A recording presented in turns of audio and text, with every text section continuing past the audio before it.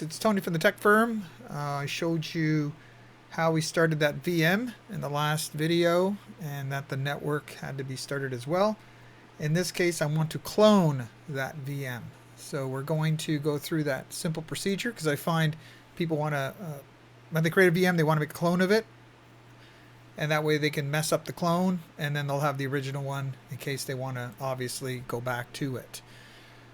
First thing we're going to do, VRSH.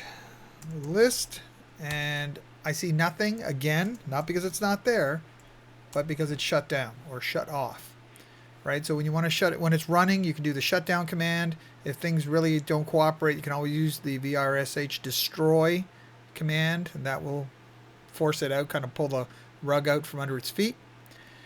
So now the first thing we need to do is install something you may not have, right? So virt-clone. Wow, I can't believe I got that out. And if you don't have it, it's going to go install it. It's going to get it, so on and so on and so on. I'm going to pause the video just for a second so you don't have to watch it. All right, so it's installed. As you can see, no errors. It's always a good thing. And the command's pretty simple. It's virt-clone. And I want multiple lines, and this slash allows you to enter lines instead of one big long string. And the original VM is Linux Mint, so on and so on. And the new name is Linux Mint Clone. And we're going to use auto clone. We're just automagic. We're not going to go through any special settings. And it's going to create this file called qcow2. It's comparable to like a VMDX file or any kind of virtual file you might be using. And it's basically going to copy that file as well as a couple of little things. We're going to let this sit and percolate. And we'll check back when it's done.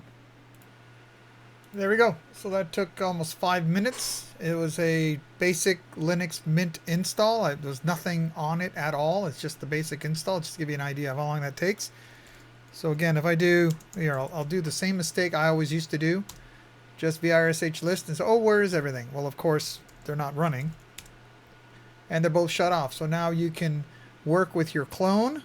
Call it whatever you want, but work with your clone, and if you mess it all up, you've still got your original image to work with as well. There are other things you can do called snapshots and stuff like that, but this is just plain Jane simple stuff to do. Have a good day, folks.